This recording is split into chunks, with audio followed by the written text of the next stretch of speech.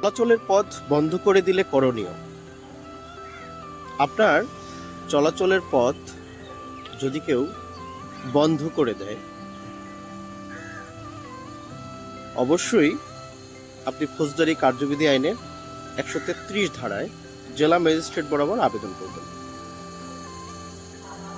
জেলা ম্যাজিস্ট্রেট সংশ্লিষ্ট এসিল্যান্ট বা ইউনো বরাবর আপনার এই আবেদনটি যাচাই বাছাইয়ের জন্য প্রেরণ করবেন এবং সেই অনুযায়ী আপনার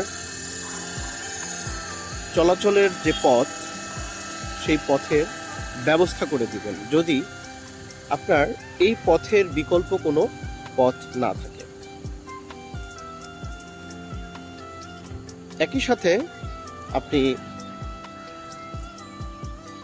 বিকল্প হিসাবে দেওয়ানি আদালত বরাবরও এসবেন্ড রাইটের জন্য আবেদন করতে পারেন। দেওয়ানি আদালত এসবেন্ড রাইট অনুযায়ী রাস্তা ব্যবহারের নির্দেশ দিতে পারে।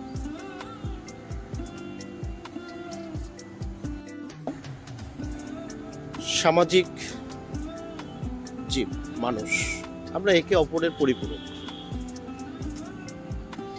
মৃত্যুর পরে 3.5 হাত মাটি কোথা থেকে আসবে তাও নিজেই জানি না।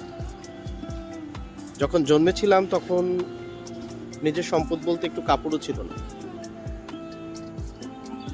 জন্ম মৃত্যুর মাঝামাঝি সময়ে পৈতৃক সূত্রে পাওয়া কিংবা ক্রয় সূত্রে পাওয়া একটুখানি জমি নিয়ে আমরা পশুর মতো যে আচরণ করি, একে অপরের চলাচলের জন্য বাধা আর কারণ হয়ে দাঁড়ায়, এটা আসলে কোনো মানুষের মনুষ্যত্বের পরিচয় না। অবশ্যই আপনার প্রতিবেশী বা আপনার আশপাশে যিনি আছেন তাকে তার পথ চলাচলের যে ব্যবস্থা এটাকে সুগম করে দেয়া, এটা মানুষের মানবিক দায়িত্ব। আর কেউ যদি মনে করে থাকেন যে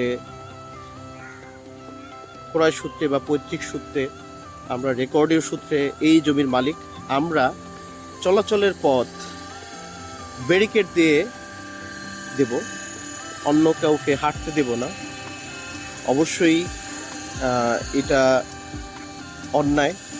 রাষ্ট্রীয়ভাবে এটাকে একদম নিরুৎসাহিত করা হয়েছে। অতএব সবাই মিউচুয়াল আন্ডারস্ট্যান্ডিং এর মাধ্যমে এই চলাচলের যে পথ, এই পথের ব্যবস্থা করে নেবেন।